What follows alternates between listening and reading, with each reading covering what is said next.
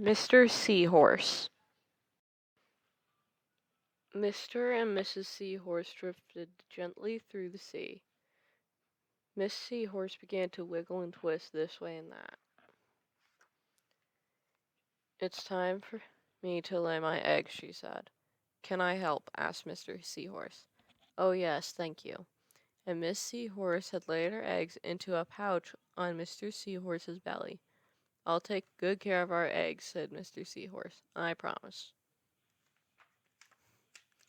As Mr. Seahorse drifted gently through the sea, he passed right by a group of trumpet fish hidden in a patch of reeds. But before long, Mr. Seahorse met another fish. "How are you, Mr. Sickleback?" asked Mr. Seahorse. "Delighted," replied Mr. Sickleback. "I just built a nest, and right away Miss Sickleback laid her eggs into it. Now I'm taking good care of them until they hatch. Keep up the good work," said Mr. Seahorse, and he swam on his way. As Mr. Seahorse drifted gently through the sea, he passed right by a lionfish hidden in the coral reef. But before long, Mr. Seahorse met another fish. "How are you, Mr. Tylepah?" asked Mr. Seahorse. Mr. Tylepah couldn't answer. His mouth was full of eggs.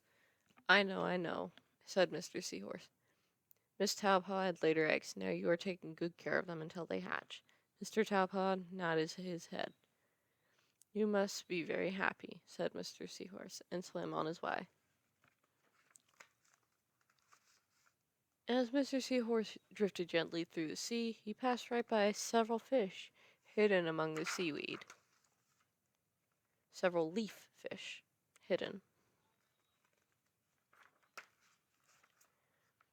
But before long, Mr. Seahorse met another fish. "How are you, Mr. Curtis?"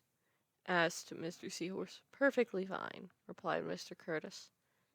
Now I'm taking Mr. Curtis had laid her eggs, and I have stuck them on my head.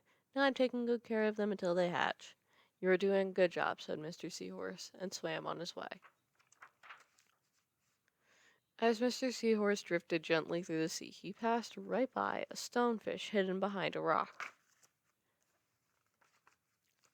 But before long, Mr. Seahorse met another fish. "How are you, Mr. Pipe?" asked Mr. Seahorse. "Couldn't be better," replied Mr. Pipe. "Miss Pipe laid her eggs along my belly. Now I'm taking good care of them until they hatch. You should feel proud of yourself," said Mr. Seahorse, and swam on his way.